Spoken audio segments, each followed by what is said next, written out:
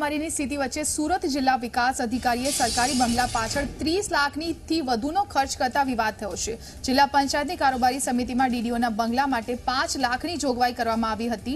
સરકારે પણ મહામારીને ધ્યાનમાં રાખીને ખર્ચમાં કાપ મૂકવાનું સૂચન કર્યું હતું, પરંતુ તમામ સૂચનોને અવગણીને ડીડીઓના બંગલા પાછળ 30 લાખનું આંધણ કરવામાં આવ્યું છે। માત્ર 5 લાખની જોગવાઈની સામે મંજૂરીની અપેક્ષાએ તંત્રએ રૂપિયા 15.85 લાખ ઉપરાંત 14.84 લાખ એટલે કે કુલ 30,69,1000 રૂપિયાનો ખર્ચ કર્યો છે। આ રકમ ફર્નિચર, ઇન્ટિરિયરની કામગીરી, geyser, pressure pump, doorbell, handle, terrazzo, સફાઈ અને સિક્યુરિટી ગાર્ડ વગેરે પાછળ ખર્ચવામાં પણ આવી છે। સત્તાની ઉપરવટ જઈને જિલ્લા વિકાસ અધિકારીએ કરેલા ખર્ચ મામલે જિલ્લા પંચાયતના સભ્ય દર્શન નાયકે મુખ્યમંત્રી, ગ્રામ વિકાસ કમિશનર સહિતના વિભાગોમાં લેખિતમાં ફરિયાદ કરી છે। જોકે આ મામલે જ્યારે જિલ્લા વિકાસ અધિકારીનો ટેલિફોનિક સંપર્ક કરવામાં આવ્યો ત્યારે તેઓ બચાવ કરતા નજરે પડ્યા। તેમણે કહ્યું કે મારા આવતા પહેલા જ આ કામ ચાલુ હતું, જો મારી પાસેથી ખુલાસો માંગવામાં આવશે તો હું તૈયાર રહીશ।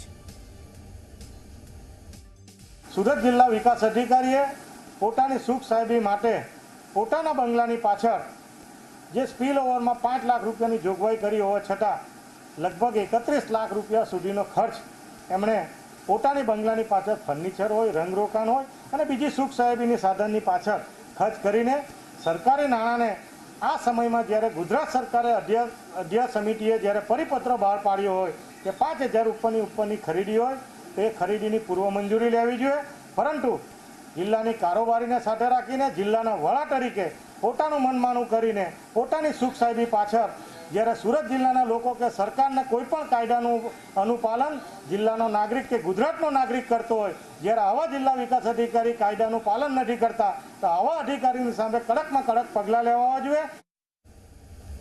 आज विषय વધુ માહિતી લેશું સંવાદદાતા ચેતન પટેલ ફોન લાઈનથી જોડાઈ ગયા છે। ચેતન, જે રીતે અધિકારીની મનમાની સામે આવી છે, કોરોના કાળમાં અધધ કહી શકાય તેવો ખર્ચ કરવામાં આવ્યો છે, શું છે વધુ વિગતો? જી ફાલ્ગુની, ચોક્કસથી રાજ્ય સરકાર દ્વારા કોરોના વાયરસની મહામારીને લઈને એક પરિપત્ર બહાર પાડવામાં આવ્યો છે, જેમાં કોઈ પણ અધિકારી 5 લાખથી વધુ ખર્ચ ન કરી શકાય તે અંગે પરિપત્ર અને આદેશ આપી દેવામાં આવ્યો છે। ત્યાં છતાં સુરતના જે ડીડીઓ છે તેમના દ્વારા આ આદેશને દોડીને પી ગયા હોય તેવા હાલ દ્રશ્ય અને ઘટના સામે આવી છે। ખાસ કરીને હાલ ડીડીઓ નું જે ઘર છે તે ઘર નવું બાંધકામ ચાલી રહ્યું છે, તેમાં ફર્નિચર, ટીવી, અન્ય જે સામગ્રી છે તેમાં રૂપિયા 30 લાખનો અર્ધ ખર્ચ કરવામાં આવ્યો છે। જે અંગેની જાણ સુરત જિલ્લાના જે કારોબારી સભ્ય છે તેને થઈ હતી, જે અંગે હાલ એક આવેદનપત્ર સુરત મુખ્યમંત્રીને લખવામાં આવ્યું છે, જેમાં મુખ્યમંત્રી પાસેથી એક માંગ કરવામાં આવી છે કે ડીડીઓ વિરુદ્ધ કાયદેસરની કાર્યવાહી કરવામાં આવે, જે રૂપિયા 30 લાખનો જે ખર્ચો કરવામાં આવે છે તે અંગે પુરાવા પણ માંગવામાં આવે।